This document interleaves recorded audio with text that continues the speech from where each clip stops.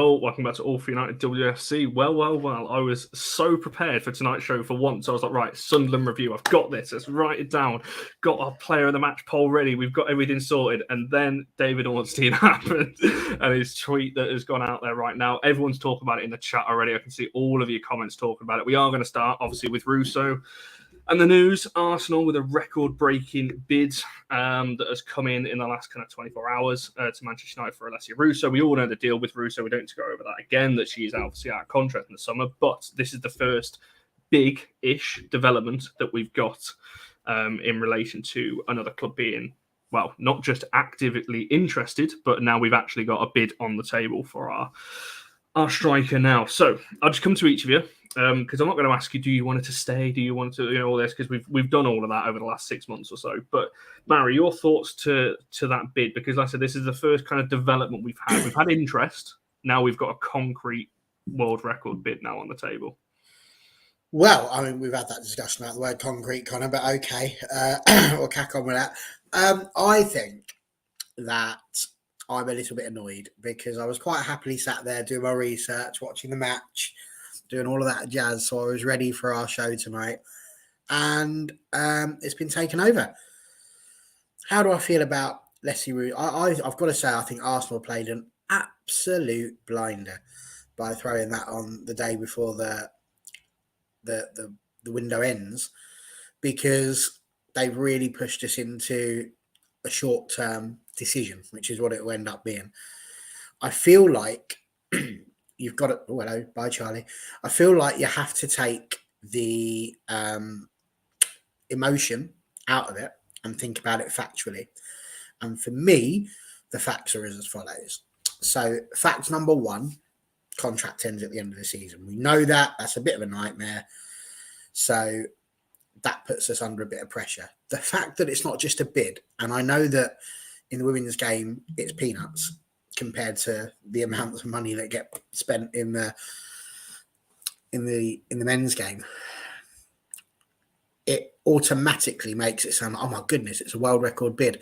Now, the world record is about 400 grand for Kira Walsh. So, I sincerely doubt it's 7 figures. So we're still talking a 6-figure sum. The question is how much? 401, 500, 600? Who knows? My problem with it is that we can't be swayed by the money. I think when you look back at some of the games we've had, and when we discussed this backstage, Connor, the good teams have got someone as a focal point up front who they can really concentrate on getting the ball to and who is effective. And Alessia Russo for us this season has been effective. Do we win the game against Arsenal without Russo's heading ability? I don't know. I don't think we do. So I feel like we are in a bit of a catch-22 here, because ordinarily I would go, well, it makes complete sense, doesn't it? Take the money. But if we do, who have we got? If that money comes to us, are we going to immediately go and purchase somebody else better than her on that day? Would we be able to? I don't know. So I feel like there's a lot of problems with that. So for me, we have to prioritise what our job is. And I think for the grand scheme of things, for a club like Manchester United, 400, 500, 600 grand ain't the end of the world. That could be covered. So for me, don't sell it. Yeah, I think the next few months.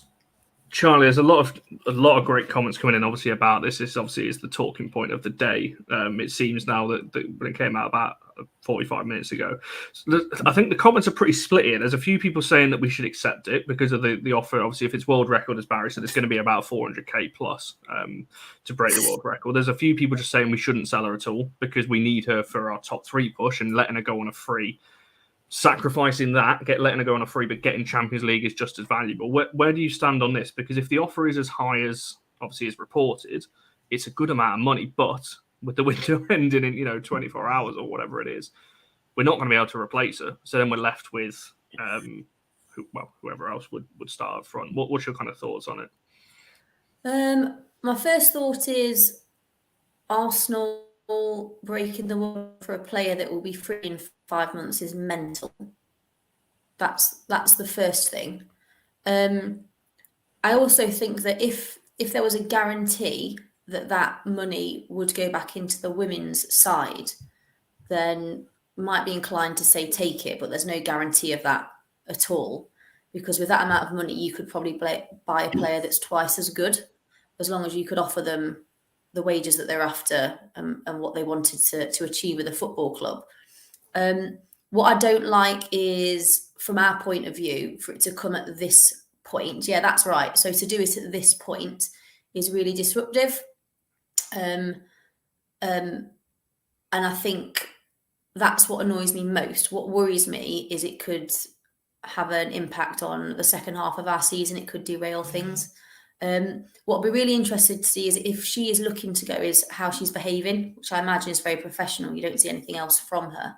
And I would hope that this wouldn't distract her from what her primary objective is, which is playing for Man United, because we're the club that pays her at the moment. Again, it's a lot of money, but again, at this point, you're not going to get anyone to replace her at this point if she was to go. And I feel like United, with the funds available that they should have available if they're back in the women's side, if she chose to go in the summer, we should be able to get somebody better, particularly if new owners coming in are going to hold the women's side in perhaps higher regard than it is at the moment by the current owners.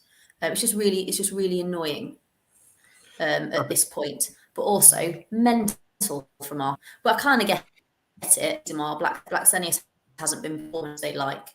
But again, what a sign of the growth of women's footballing now. You'd never hear anything about it normally, and now it's everywhere. So every rotten cloud has a silver lining. I think this is the key point for me, and I've got to be honest. Again, take this with a pinch of salt because it's coming from me. I don't think this has come from United. I think from Arsenal. I think this has come from United, and I don't know why. But David Ornstein, as people know, is very close to United, so I would assume that his sources are from United. I'm not saying he doesn't have sources at Arsenal, but he is very close to United, so it's just worth keeping that in mind. But I agree, it puts pressure on United. Now the ball's in United's court. Everyone knows that this offer is there, so it puts the pressure back on United. But like you said, Chuck, I just hope it doesn't derail things, because it's as you said, Barry, and well, you both said it, that Arsenal are very clever here, putting this bid in at this time so late. I also wouldn't discount Chelsea, because Todd Bowley is mental. You know, if you're seeing on the men's side at the moment, they're putting another 120 million for that Enzo Fernandez. You know, we saw the McCabe news recently. You know, he's on a mental one, so I wouldn't discount Chelsea in this as well. But I just don't think personally we should be letting her go now. It's just too late. If this bid had come in at the start of the window, I'm a bit more like, okay, maybe we could look at this and, you know, we try and replace. But no other club is going to sell us the player of quality of Russo, because then that club that we're buying off wouldn't be able to replace either, because it's too late. So I personally don't see it. The other thing about all of this is if this was a foreign side, I'd still have a part of me, and I said this backstage as well, I'd still have a part of me that's like, world record fee, could go on a free. You know, you're sort of conditioned by what you'd say in the men's game. If you've got the chance to take some money, especially if it's a world record one. But Yehuda's actually hit the point, which is what I'd said. We can't sell it to Arsenal. Just imagine, what does that say about us as a club now? We're in a title race. We don't sell our best players to a team that we are currently competing with for the title. Remind me again, Charlie, who's higher, Arsenal or Man United right now? Man United, but you listen to some people, and based on yesterday's performance, there's no wonder she wants to go, if that's potentially what she's basing a decision on. We don't listen to those people. What we do say, though, is this, selling to Arsenal, not a good idea. It would be criminal. It would be one of the silliest things we've ever done. We would basically be handing the initiative to another side and basically saying, for all of our words about how we're going to try and, you know, do the best that we can this year, we'd be saying basically we're quite happy with third. And that's not the ambition we should have when we are currently top of the table, albeit by goal difference, and, you know, fighting our little hearts out. So no, she can't go. She's not allowed. We don't think, like, it's like you're saying, we don't have to. It's not, we don't have to. Like, No. United, like we said, what this means financially to Man United as a whole football club is money-wise is very small. And actually, I think what we should be saying to her is, you're here to do a job until the end of the season. We've offered you what we've offered you. If you want to stay brilliant, But if you don't, it's really important that you play your part, which I'm sure she will. There's never been any indication from Alessia Russo that she would do nothing but her absolute best. And that's always going to be the case, even Man United fan, and she chooses to. But equally, if not, you hit the summer and there's a better opportunity to go out, especially as league winners, hopefully most certainly as Champions League qualifiers, and you go and get someone who can replace her and it not have to be this horrible, stressful within 24 hours scenario, which isn't very good. I would rather, if we were getting rid of her, we just worked with what we had. If she was going tomorrow, we work with what we got, is what I would say. But yeah, there's no need. I agree with you. Don't just keep me. It's hard to know when to start because she keeps stopping. Sorry. Well, so it's fine. You're jumping a little bit at the moment, so I don't know if it's like that for the people that are watching. But what I was trying to say there is that even if we don't sell, ordinarily, like, it's not like she's the one who's been, agitating for a move in the first place. There's been no, nothing's come from her saying, I want to leave the club, I want to go here, I want to do this, I want to do that. That hasn't come out. And I think that's quite important to remember, because actually this isn't a case of she wants to leave, she has to leave. This is a case of we've got an option and it's a choice to make. And I think that we need to put our flag in the ground and basically say, we're not selling her. We've got ambitions of winning the league this year. That's what we're going to try and do. Keep Alessia Russo. For her point of view, she's not missed out on anything. Yesterday, she didn't think she was leaving. Today, she didn't think she was leaving. Even now, she probably doesn't think she's leaving. So we don't have to worry about her being upset, because even if she does want to leave, she's only got to wait till the end of the season. As soon as the season's over, she can go. She's got that option, and there's nothing we could do to stop her if she really wanted to. She could still go to Arsenal for free if she wanted to. So I think it suits all parties better that we keep her. Also, she's a Man United fan, so she's not going to sit there and deliberately try and do something against us as a club just for the purposes of getting a move to Arsenal. So, yeah, I don't see, under any circumstances, us selling Alessia Russo, because it would be the entirely wrong thing to do. And yes, Sarah, Mark has said every player has their price, but it's not a point of... That's very different when you're talking about some of these other players. Like Jackie Gronin, when we sold her and we received money for her, yes, she had a price, and that was a reasonable price to take because she was a fringe player.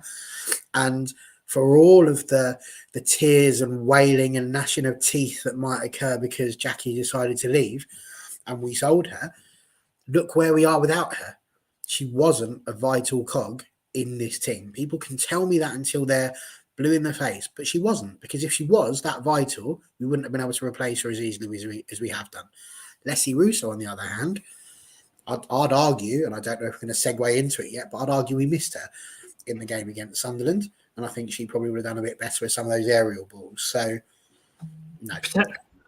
Potentially, I think we are definitely going to get on to that, because obviously this is the Sunderland review, so we definitely will get on to Sunderland in a second. We will talk about the FA Cup draw as well. Obviously, we've got Durham, so we will talk about that a little bit later on as well. Again, there's so much chat about talking, will she stay, will she go? I know you just addressed it, but Sarah's point, every player has a price. I agree, he did say that, and this is where I think United, and Charlie, you said it as well, just need to stand their ground. Just, if she should probably go in. If she's going in the summer anyway. Then, like Barry said, there's nothing we can do about that. So why don't we just keep hold of her for 6 months? She's not going to kick up a fuss. She's not that type of player. She's not going to stop, trying for United. That's just not going to happen. So we don't need to sell. It's a direct rival for a top 3 or the title. So I just don't think we need to weaken ourselves and strengthen our rivals. Correct. For 400k that we cannot use until the summer anyway, when we potentially might have dropped away from the title or the top 3. It just seems a pointless thing. Unless we've already got a player coming in as equally as good, it just seems an absolute waste of time, really. To clarify, in case I haven't made it clear enough, because we all know Mark watches these shows, listens very intently to what it is that I've said. No, Mark. No. The word you're looking for? No. Somebody taps you up and goes, we could do with that money? No. Just say no. Charlie, do you want to answer that question? The question that's on screen. The question is, can United afford To accept, we saw on Sunday that the 3 players we can't afford to lose when they're playing the big teams, Russo, Honor, and Mary. Obviously, Barry had mentioned. Somebody was in the comments. I'm getting mixed up with the comments and what Barry's saying on screen for a second where he dipped away. But talking about, in these bigger games, would we have won these games with Russo on the pitch and so on? You talk about obviously Arsenal. Does anyone else make the runs and the movement that she does, scores the headers and things like that? Where do you stand on that? Just to round off this kind of Russo, because we could be here all night talking about this, but to round off the kind of Russo thing, what is it a case of the fact that it's Arsenal that you'd reject the bid, or would you just reject it now because it's late in the window and it doesn't matter who's kind of putting the bid in? I would reject it no matter who's putting the bid in at this point. And everyone wants to keep their best players, but if at the end of the day they don't want to stay, then you can't be mourning that forever. You can't be grieving that forever. You have to move on. No player is bigger than the club. I agree with that. That's a good point. I agree. Oh. My bad. You carry on.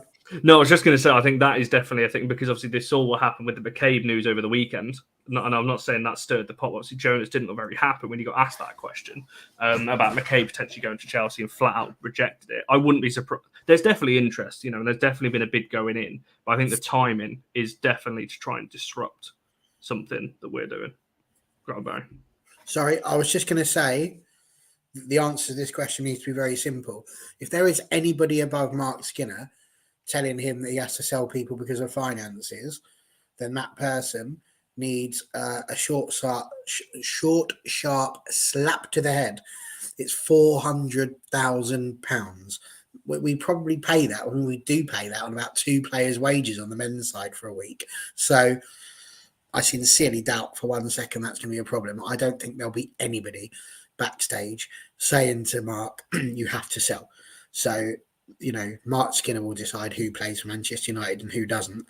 I'm absolutely convinced on that. That is a hill I will die on.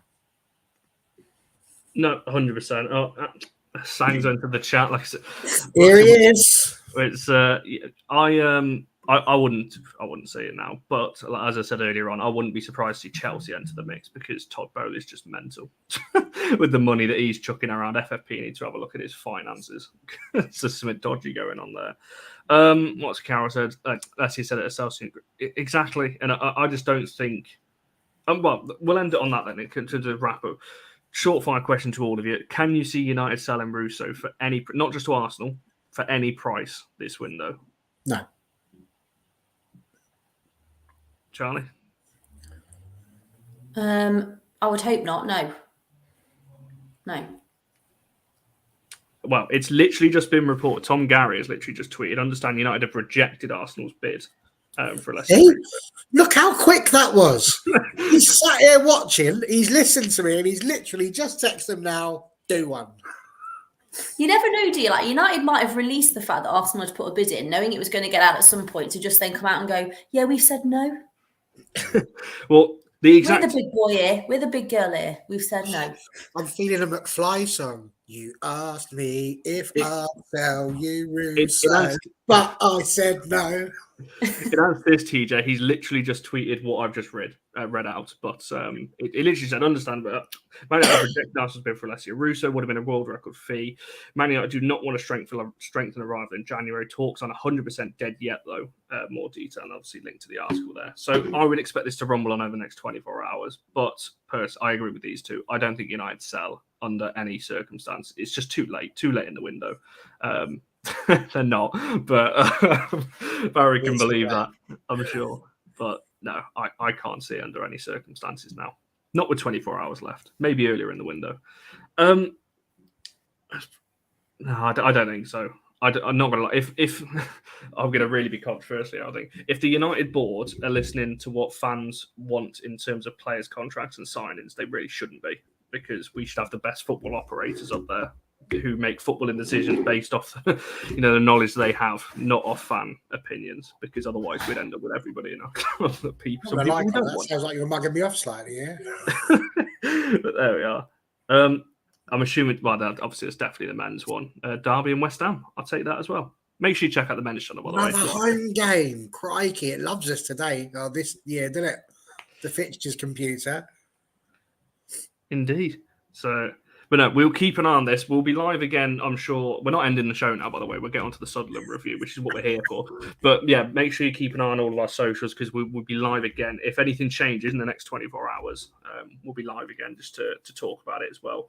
Let's move on to Sunderland then, because that is why we're here and what the show was originally booked in for. Obviously, we'll keep an eye on this Russo news as the day draws to a close and tomorrow as well.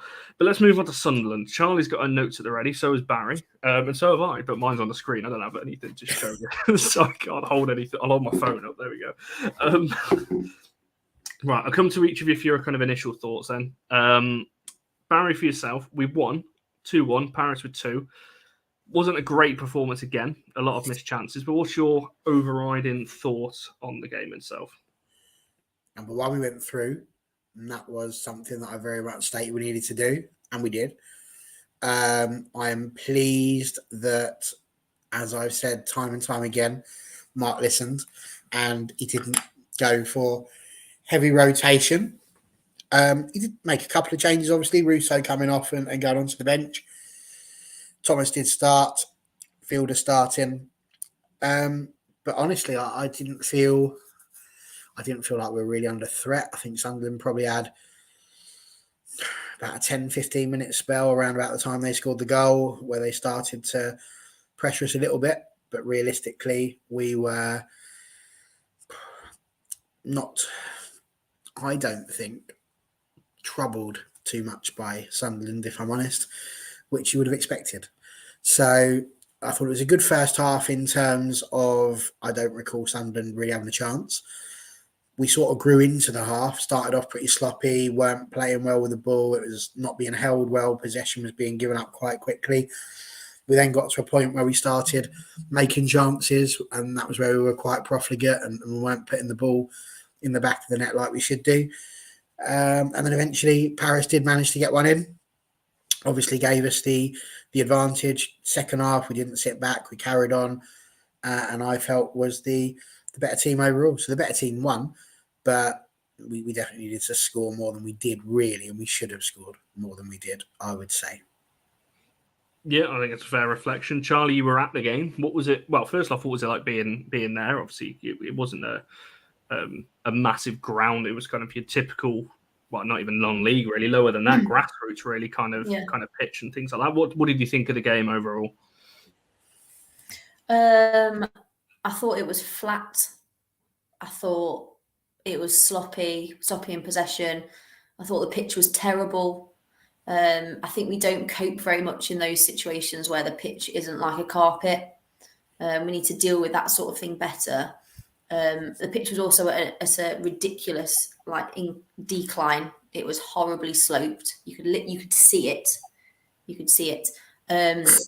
You saying it was an uphill battle part of the half? Oh yeah, well, that's what it felt like. It was pedestrian at times. It was so slow from us. And like I said, there's all the headlines will be like, oh, brilliant performance from Sunderland. They weren't. They were dross. Sunderland were absolute dross. We just didn't take advantage of that. It was just so slow. We were trying to walk the ball into the net at times. And then the 2 times where we actually played the ball really quickly, either out wide or towards the back post, that's when we scored. So just do that. It was just, I don't know. It's just, it wasn't great. It wasn't great, really. Yeah, just before we move on to talk about more about the game, the player of the match poll is in the chat. So we've gone for Honor, Blundell, Parris, and Vilderbo Risa, with a special mention to Rachel Williams as well. She was very close to making it on this. It was tough between those 5. But they're the 4 that we've gone for. Honor is way out in front already. Parris is not far behind. She's catching up with 21 votes already. So make sure you vote on that, and we'll come back to that in about 25 minutes or so on that one. Go on, Barry. In regards to what Yehuda's put on well, not Yehuda hasn't put it on the screen, you have, but what Yehuda's written there. I'm not worried, because you look at the 2 teams. You had Reading, who are fighting for their life to not get overtaken by Leicester and drop out of the WSL, and Sunderland, who are already out of the WSL and trying their hardest to get a result against a top team. And what these teams are always going to do is sit in, make it difficult for you and hard to break down. We did break them down a fair bit, But would we say that we had gilt-edged chances? I wouldn't say so. I'd say that some of them were poor finishing, but I'm not worried that we didn't knock many past them. I think it was always going to be a bit tricky.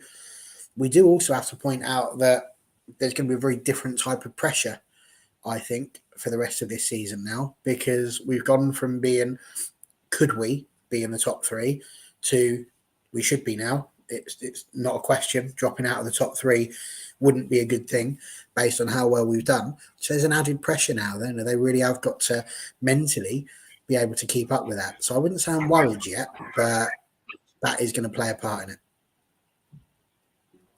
I think that's the key thing. I don't think it's a worry. It's definitely a concern. It's not something new. Like I said, Barry raised this at the end of last season. Charlie raised it when we were winning, when we'd just beaten 6-0 Liverpool. Charlie made the point on that match reaction show talking about, there was a slight thing to raise that we're creating a lot of chances, but still not scoring many. And that's after a 6-0 win. So this has always been there throughout the season. We've said this on this channel for the majority. Peter's asked the question in the comments. I'll come to it because that was kind of one thing that obviously I'd written down before we get onto the goals and other players' performances. But Charlie, come to you first. And just a question to the panel: are you worried / I guess concerned, or however you want to phrase it, about the chances we're creating and not taking? Yes, I brought it up, didn't I, a week or so ago, that we're not prolific enough in front of goal.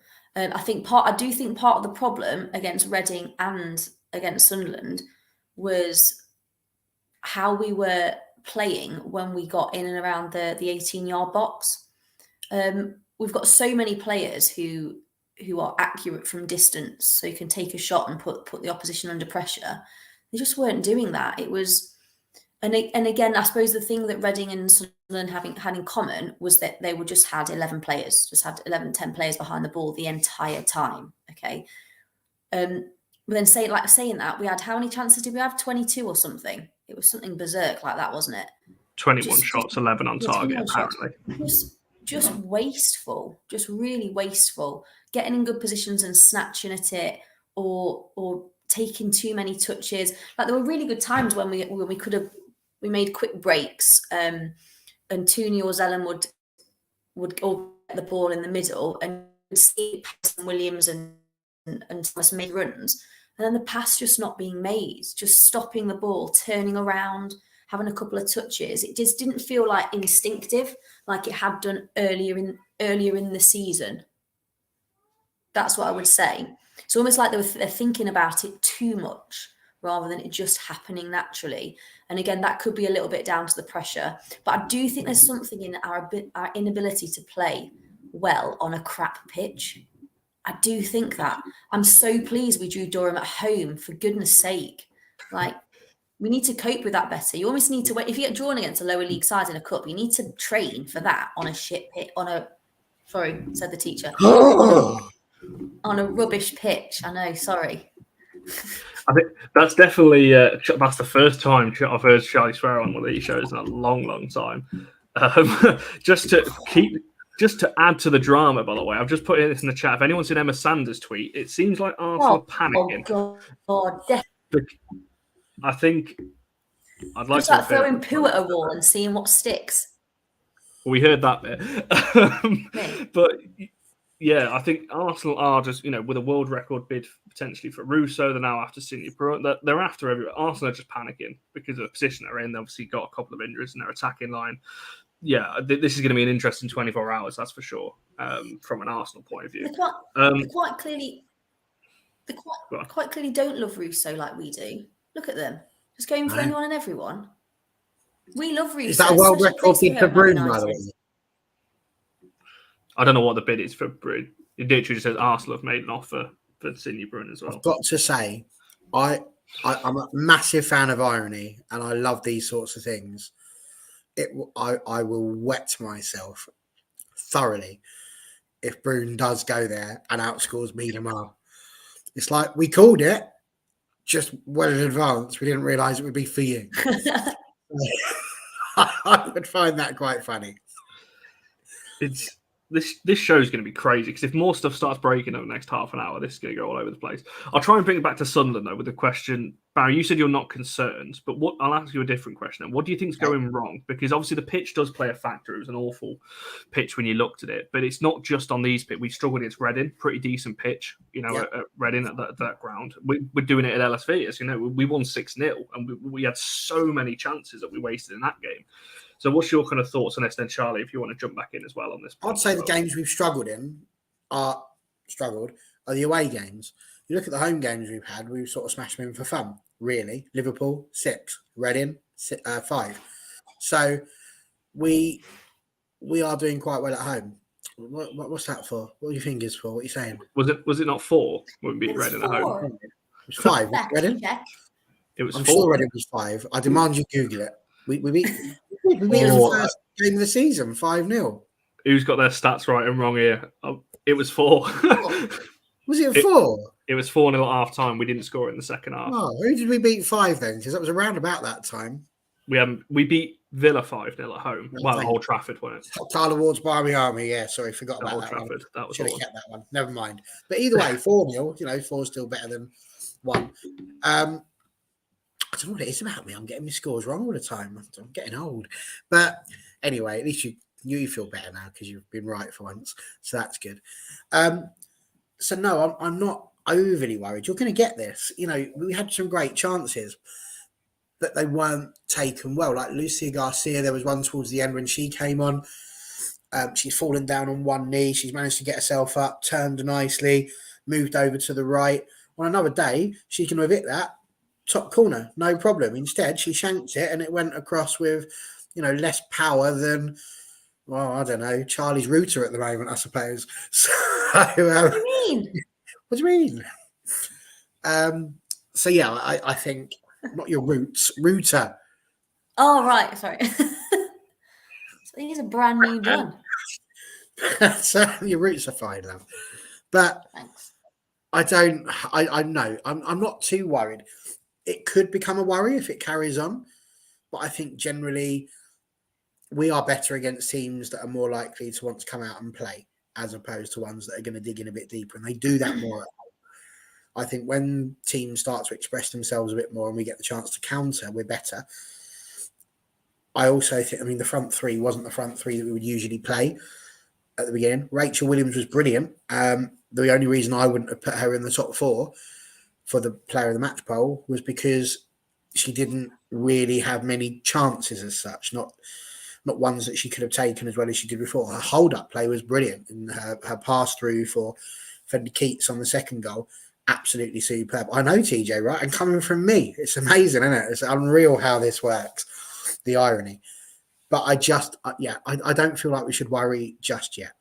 But 100%, no, me neither, Ian, if I'm honest. But I don't feel that we need to worry too much just yet. If this is still a topic of conversation as we move on, it could be an issue. But what I would say is that when we need to get it, we have. And we conceded and immediately went down the other end and scored. And let's not forget that Cascarino could have scored, literally on that first go. So, the chances are there. And I'll tell you something, I would rather have 100 chances, only take 2 and win, than to hardly have any chances and win, because it's even worse, really, when you only have one shot and that's the only one you score. It's a dead boring game other than that. So the fact we're creating the chances is good, but you're never going to get a point where you score all of them. Never.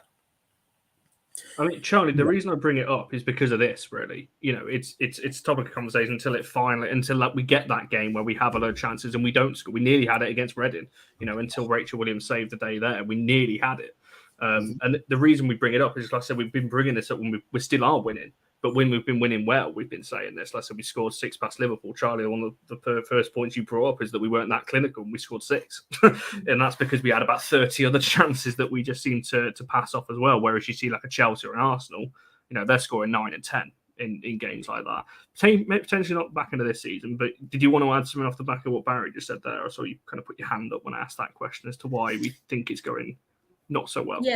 Yeah, it was just of you initially asking the question. It's felt a little bit like we've had with the last 2 games what Reading have done well and Sunderland did fairly well, to be fair, was harried our midfield very quickly, and hounded that area of the pitch.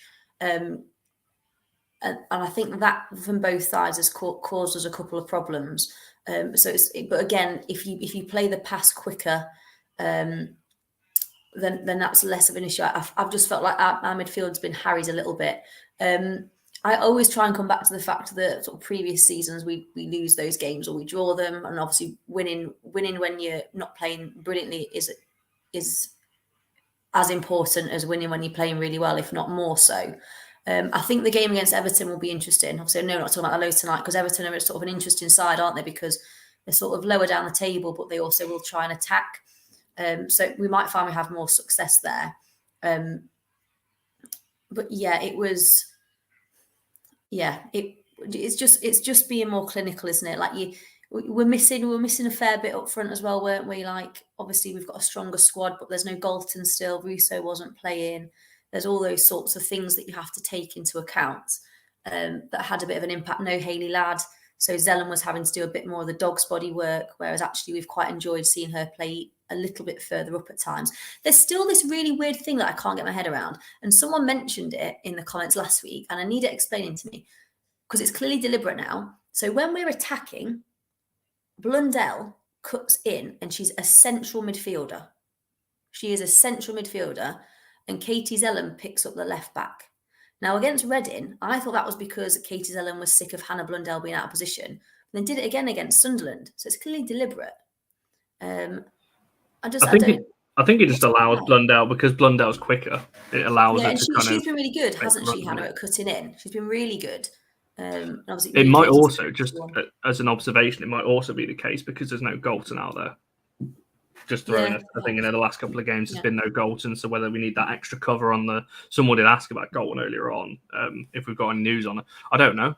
We all thought she'd be back for Sunderland, and she wasn't. So not maybe entirely don't risk her on that pitch. Do you?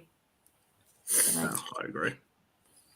And that point you put up from TJ was a good one. Yes, eventually it might come and bite us. But you look back at last season, the games that we were struggling with were games like that where we were conceding and then not going on to score again. So we ended up drawing the game. And I think the difference here would be the only game that I can really think about that was like it was Villa last season at Villa. You know, we only had a couple of chances really in that game. We just couldn't pull the trigger. And I think, was it John Hume, the Sunderland fan, who just put that on there, that we weren't pulling the trigger early enough. And I think so. Immediately after conceding that one where Cascarino misses, before that, the ball comes through to Nikita Parris and she chooses to cut it back rather than to take a shot. Now, there was a defender coming in, so it might well be, people that were there would have seen it better than I.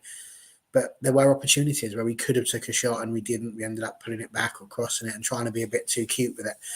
So, there is that. But ultimately, what we're doing has been working. And, my biggest fear is that we do get a game like that where we don't score a goal and we do draw. And then all of a sudden, the floodgates will open and everyone will start going in on the team because they haven't won the game, saying, this has been coming. You say it's been coming, but it hasn't happened. It'll only be one result so far out of however many we've had. So, I think, yes, 100% it could. But again, Charlie also makes a really good point as to who is missing. And I think Galton missing is a big miss at the minute as well. But, the squad's holding up all right at the minute. And I think that's the key thing. It's the sign of a good team. Everybody has a bad patch, they say. If this is our bad patch, happy days. I think that's the thing, isn't it? I see John's point, talking about defending for their lives. If you look at the official stats, it said we only had 3 block shots. We didn't. There was a lot more than that. There was a lot of I think the commentator said it at one point just after half time, Sunderland were just kind of throwing everything, bodies on the line is everywhere. But I think that was partly down to, I don't think we panicked as such, but it seemed like we just got a bit, there was no composure. We were just, I disagree. I think we were pulling the trigger to it. Sometimes we were just playing around, just shooting from anywhere at times. We had a couple of opportunities. Then we tried to be a bit too, it was like one or the other. We either tried to be too intricate and sometimes better to take the shot, or we were just shooting at every opportunity on the edge of the box and it was getting blocked. And it was a bit like, there was no,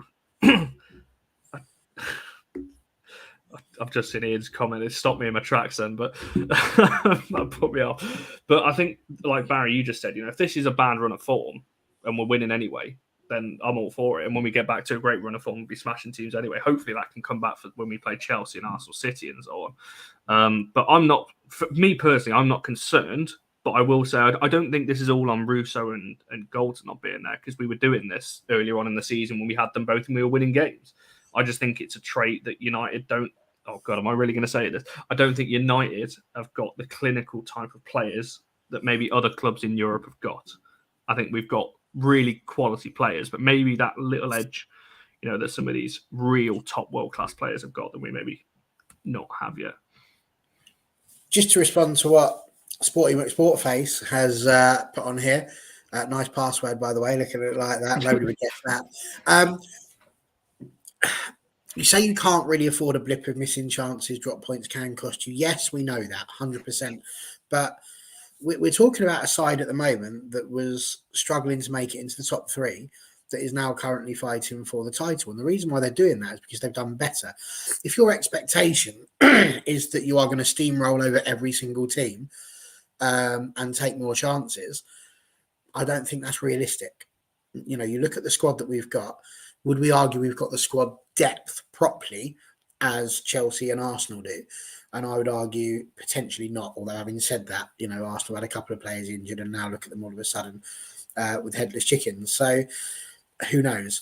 But I don't feel like we can get ourselves too upset about it. We've just got to keep on looking at the progress that's being made. And it is happening. There is clear progress on the pitch with the way that we're playing, with the way that we are working together as a team.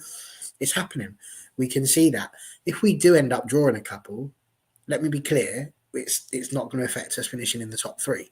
That won't be the problem. I just can't see it happening, is the honest truth. I feel like they've just got this thing about them where they are digging out results at the right time and they've got that togetherness. It might well happen. We might well drop a couple, and you're right. The WSL season is too short, but what can you do about it? You can't change the number of games that there are. You've just got to play each game as it comes. Yeah, I agree. Well, we'd need to draw 3 and City to win every single game for them to overtake because of the 5-point gap currently there. And we've got to play them at our place as well, yeah. So, yeah, a couple of draws, yeah. We will drop points at some point. Well, we might not. We might win every game, but I do think we'll drop points somewhere. But, yeah, is what it is. But as we said, we won. We're already 42 minutes in. I want to kind of stick with the game a little bit before we talk about Durham and the player of the match poll. Charlie, the 2 goal scorers for us, Nikita Parris, she missed quite a couple of chances against Reading, same with Garcia. Parris took her opportunities when they came. What did you think of kind of her performance overall? I think it's froze a little bit. You are on mute as well, by the way. Is that all right now? Yeah. Yes. Barry's also on mute. I thought it was one. I started taking the mickey out of you, saying, well, it's all right. Yeah, if you want to be like that on mute and talking, but he doesn't want to I was on mute as well. So egg on my face. Yeah. I'm going to shut up now. I think Parris is what you want in the sense that you can sometimes have times when your forward is quiet and then they pop up and score a goal when you need them to, which you did. I also think she works incredibly hard. Always, for every minute. I still think that Garcia and Galton going forward will be better as the wide players. I feel like Parris could potentially offer more down the middle, but then obviously if Russo's staying, that's where she's playing, isn't it? I think she offers more there. I also feel like Hannah Blundell has to do a lot more when she's playing with Parris in front of her. And that can sometimes stifle her a little bit from an attacking point of view. But again, Parris was there to score goals yesterday. She scored 2 of them. The 2 goals she scored when we were playing how you'd want us to play, which is quick football, nice quick crossing from Honor, and then took the shot the first time on the edge of the 16-yard box after a Williams assist. So yeah, she scored 2 goals. That's what she's there for. But I do still think as an attacking unit for me, and again, like I know Barry's going to say, but it was none of the normal attacking units. Maybe it's not fair to just judge her on that. But I feel like when we look at our attacking unit, we're probably better with a Galton Garcia combo. I don't think there's any doubt that we're definitely better, but I still think there's enough quality there I think she had a good performance. Oh my god! Saying Oh my god! Yeah, absolutely. No. No part of me is ever going to be saying she shouldn't play for Man United. So that's why I'm saying, like, she did her job, didn't she? She scored 2 goals, really important. Particularly when it was so soon after Sunderland equalised, which was a pretty grim goal to concede. I don't know if we're going to talk about that. She did her job. She did the job that we needed her to do. Yeah, go on, Barry. Talk to me about Nikita Parris. Make sure I don't want to jump in. I feel that she played incredibly well, and I wanted to just sort of break. Oh, throw my pencil on the floor. I felt like I really wanted. I know I'm so angry all the time. I wanted to break down the goals a little bit because I thought they were quite interesting, really. And this is one of the benefits, I suppose, of being able to see a game on the telly rather than being there live, because you don't always get to review it. But I was intrigued in the phase of play that happened before we scored the goals. And actually what we'd done was we had an attacking throw-in that was taken, and it ended up deflecting backwards, and we ended up going back, and the ball was passed along through the back three. So Maya and Hannah and Millie both had a little bit of a touch on that, which was quite nice to see. The ball comes up then, they put it through, and you said about quick football, ball comes up, Bilbao-Reisa in the middle. She puts the ball through to Martha Thomas on the right. Thomas then has to hold it up a little bit, just sets a little ball through for Battier to run forward. Wicked cross straight in, and Parris, boom, scores the goal. Absolutely right. Parris's goal was scored when she was in what you would probably class as the Russo position, which then begs the question, where was Rachel Williams? I don't know. Maybe she had gone over to the left on that one. Not sure. But on that one, Parris has ghosted in and taken that brilliantly and got there before the defender. So I think her goal was really good on that one. When it came to the second goal, it was a bit different.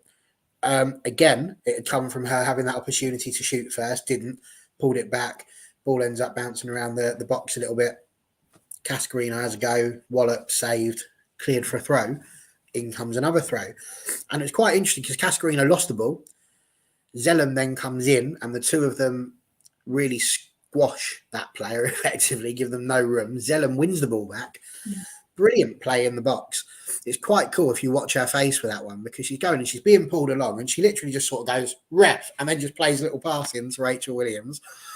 Williams, not being bullied off the ball at all, holds her player off, no problem, has a little turn, threads through an absolute delightful ball to Keats, who at this point does shoot and, takes the back of the net off, basically. So I thought they were 2 really well taken goals. And this is part of the reason why I don't worry, because we're capable of doing that against any team that we play against. And it's just a case of doing it more. Those 2 opportunities that she took were the most gilt-edged chances that we had. There were other ones, but they were saved, they were blocked. And you can't legislate, I don't think, sometimes for how well other teams are going to play and how lucky sometimes other teams might be. And I think for me, that was the good thing about watching Keats' performance there, was that when she had the real gilt-edged opportunities, she scored them. Earlier on in the half, she'd had a chance, I think, where she had a chance to have a shot. It was blocked by a player. There was a bit of other play off, and then it comes through to her again, and she did get a little go, but the goalkeeper saved it and put it wide. I just don't think there were enough gilt-edged chances. I mean, I'm not a big fan of expected goals, but I think even for the amount of shots we had, the expected goals probably would have been quite low. And my point for that really is that they weren't ones. It's not a Martha Thomas against Villa. It's not where you're looking at it going, we should have scored that. It was we could have, not should have, I suppose, is where I would go with that. But for me, Keats, bloody brilliant. Yeah, I don't think she was outstanding. I just thought it was another good performance from her. And as Charlie, you said, she did her job. She got the 2 goals when we needed it. Like as Barry and White both just said, straight after we conceded, we could have quite easily been into a nervy kind of 15, 20 minutes if we'd have let that game drag on a little bit, albeit Sunderland weren't creating that many chances. I think that was one of their only shots, if I'm being honest, but that was just a poorly defended. That was the first lapse in concentration I saw from us for the whole game, where it was just we left a player completely unmarked, but we don't dive into what they did.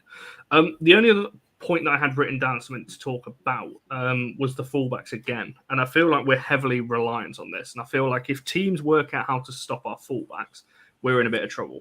Because, again, it seemed like a lot of our chances I used chances in inverted commas because, as Barry said, we didn't have that many clear cut.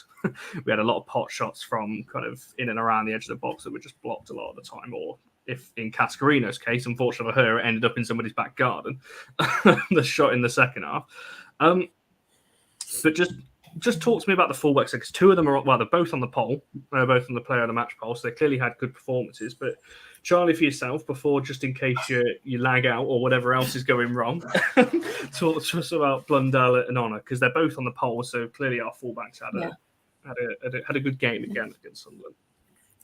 Yeah, it's dead weird. You two were like, "Wah," to me. So something about the fullbacks. So what I will say is I'm assuming it's how the fullbacks. It's not. So it's like that episode in Finding Nemo where Dory's trying to talk to the whale. That's exactly what I was thinking about. I thought, I'm not going to bring that up. Yeah, I'm going to leave it.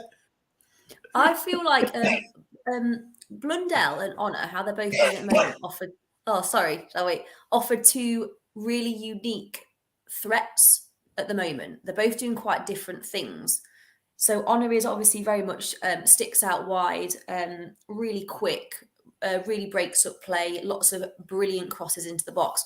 Whereas what Blundell's doing really well, and I was stood next to Shane and Rob, I'm a bit enamored by actually, is Blundell cuts in and I haven't realised until this season how well she keeps the ball, her close ball control when she's dribbling at speed. And I found the last few games that's caused all sorts of issues. And her probably doing that is probably because of the different partners she has in front of her.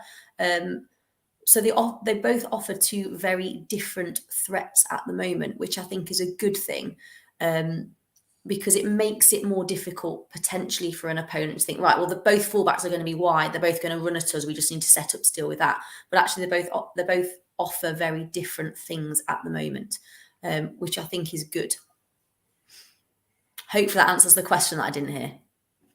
No, I think it does for me. As a few talk, Blundell did well, push forward. Blundell, well. I thought Blundell was brilliant. Are we going to talk about our player of the match?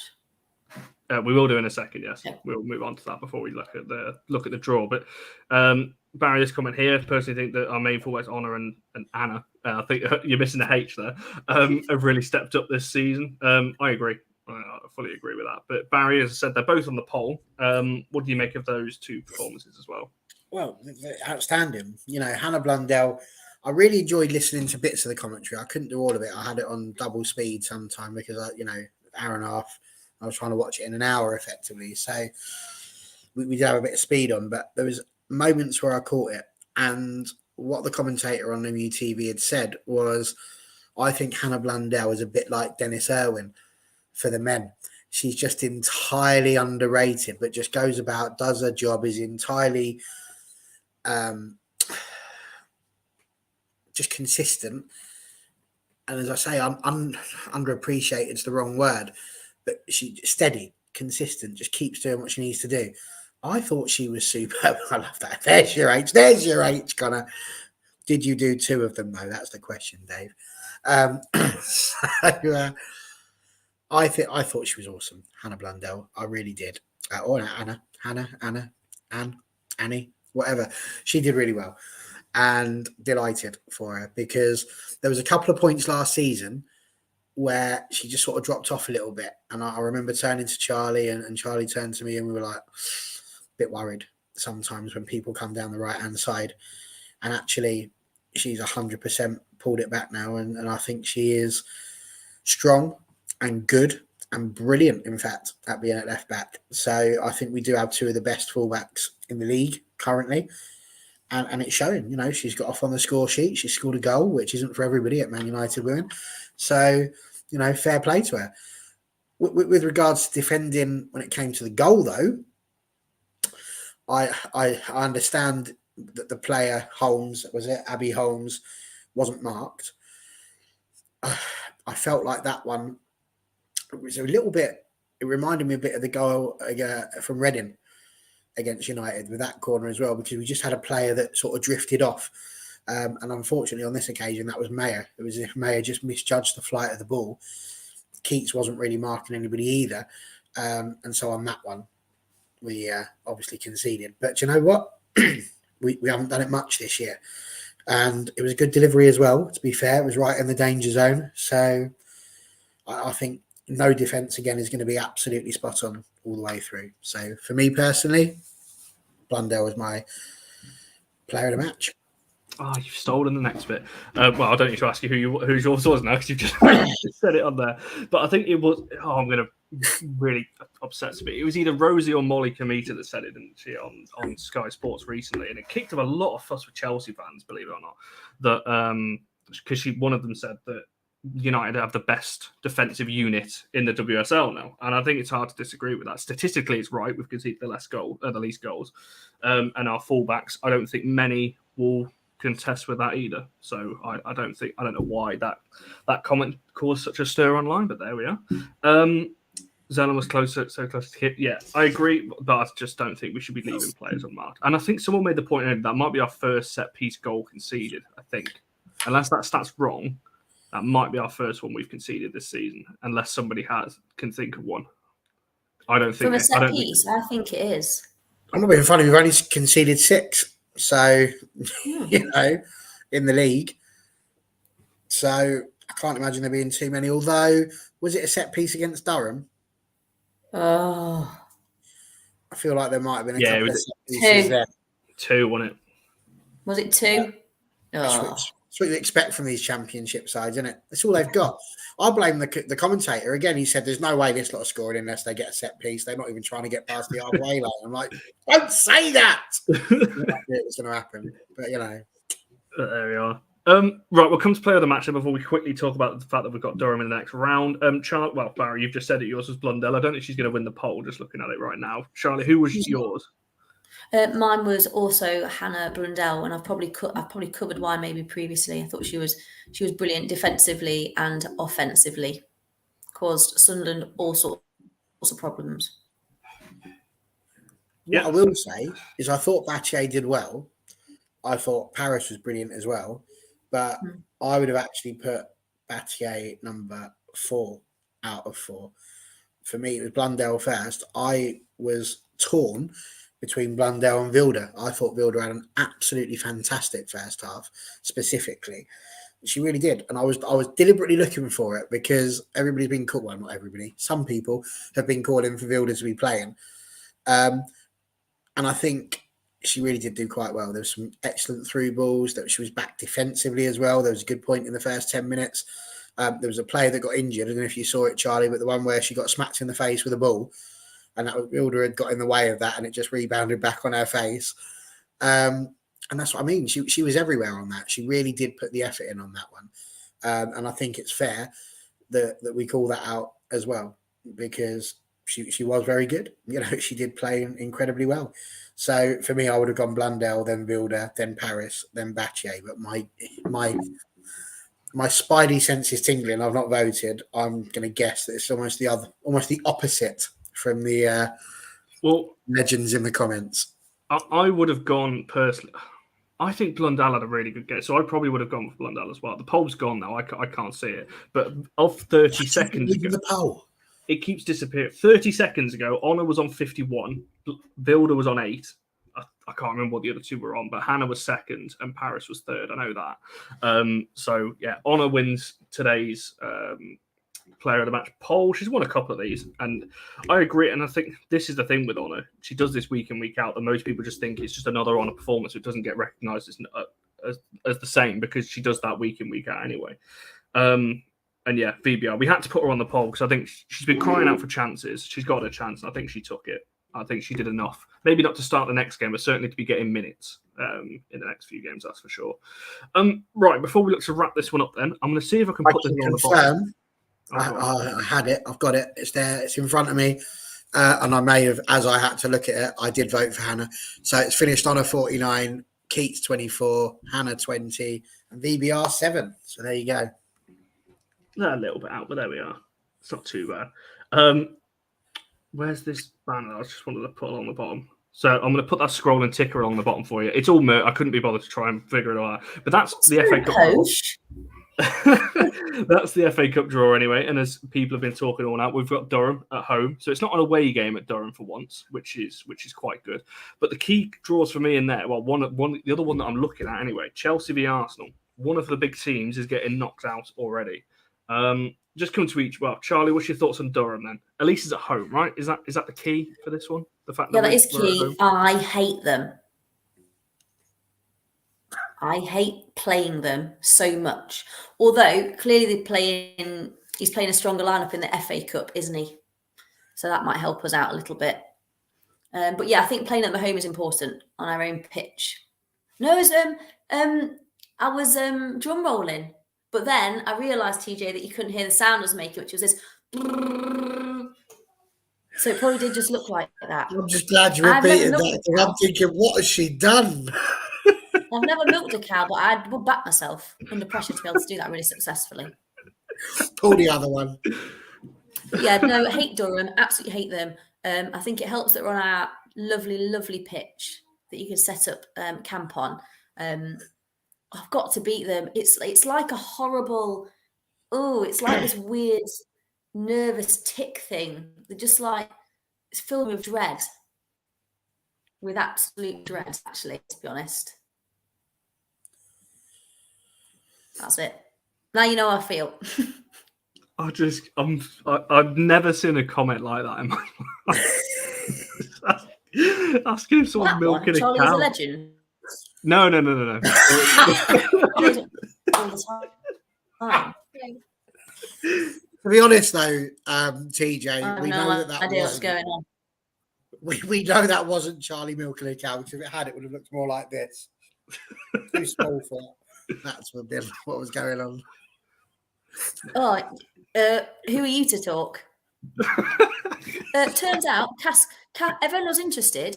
I refused to believe only 5'3" because she looks like an absolute unit on pictures. Turns out she's very teeny tiny. She reminds me of Gattuso. Is it Gattuso? Oh yeah. Like really small, but she bite your face off as soon as I look at you. Well, there you go. I hope she didn't when she came over to the fans and met you all. That's for sure. Don't want to be saying that. I don't know what that's like. I'm going to throw it out there now that we are going to smash Durham 5-0. 5? Yeah, Skinner's going to go strong. We're at home, and they're not going to be that good when they're not on their little 3G pitch. However, my crystal ball is telling us that we might end up with a player injured. Yeah, I mean, they are a rough team. Yes. Us. Who? Us, United, might have a player injured. Who? When we play Durham, they might injure one of our players. Who? Yeah, who? Oh, you want me to literally go down with who? Yeah, let me have a think. Just so I can prepare myself for the disappointment. That is not something I'm going to be drawn on. You'll have to wait and see. Imagine calling for someone to say who's going to get injured live on TV. Talking of injury, sorry to go off on a tangent. The referee was awful. 1, she looked like Ashley Neville. 2, she was like laughing away through the game. 3, did you see that Thomas on the telly? Because it looked awful live. What? It looked really bad.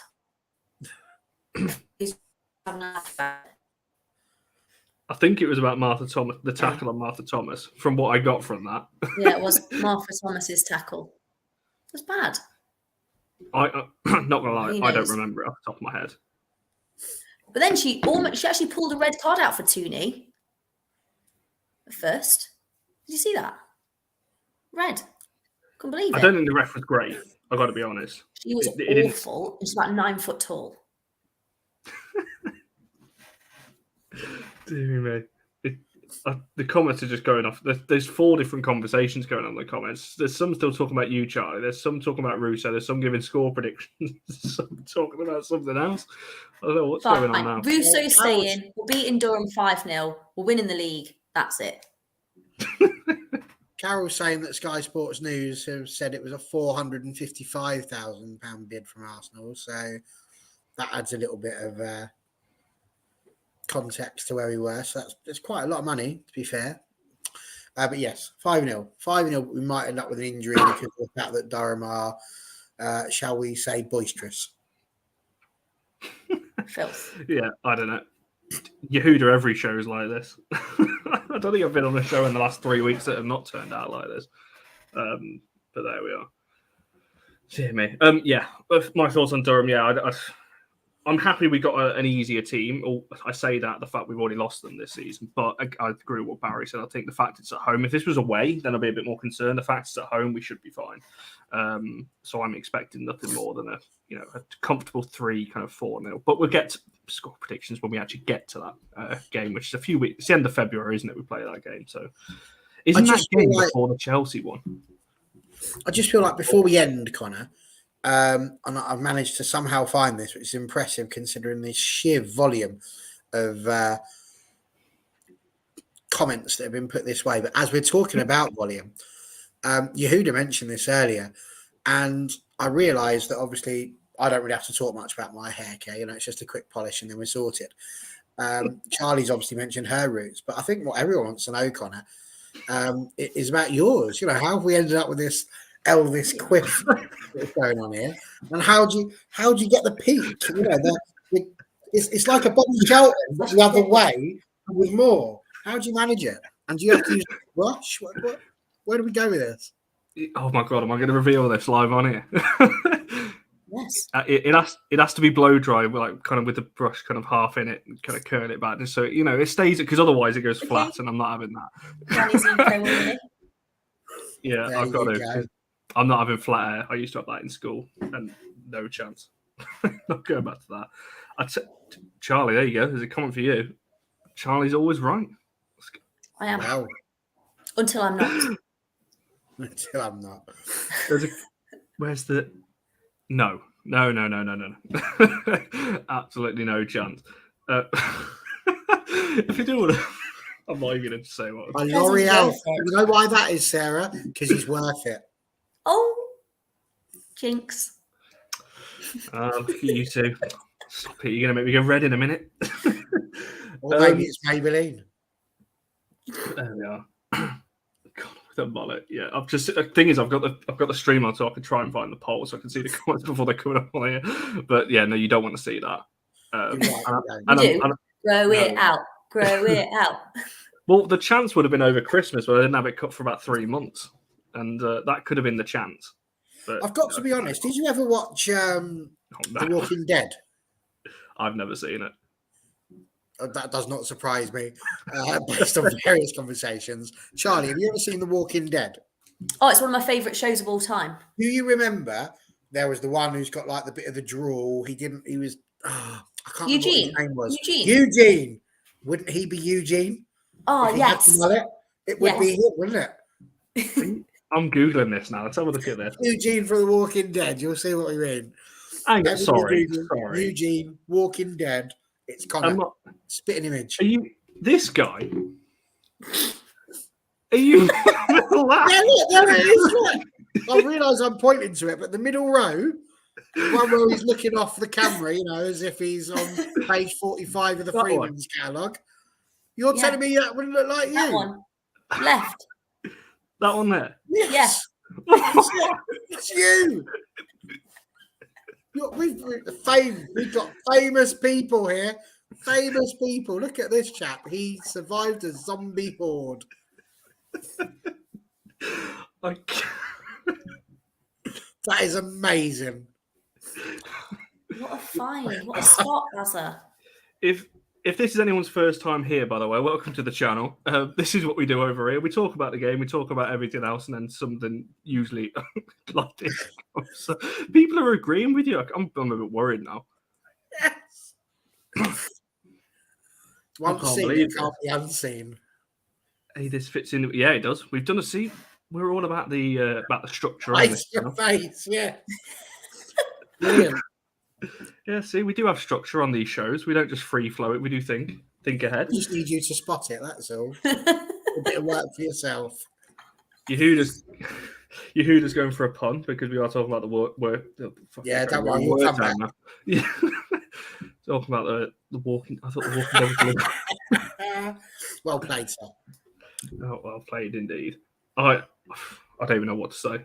Because I'm going to have to ask my brother. He's a massive fan of that show. So I'm just going to drop into conversation with him. So good. Seriously, grow the back out, mate. That's it.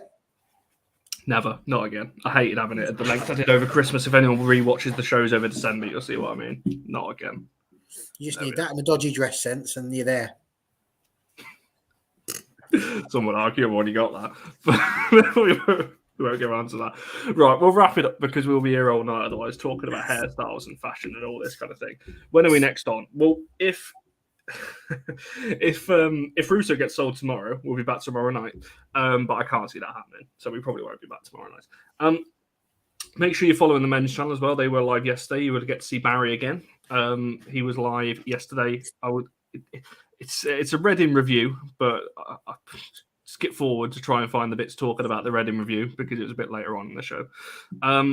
We'll be back again on Wednesday. Barry will be back with another fans forum.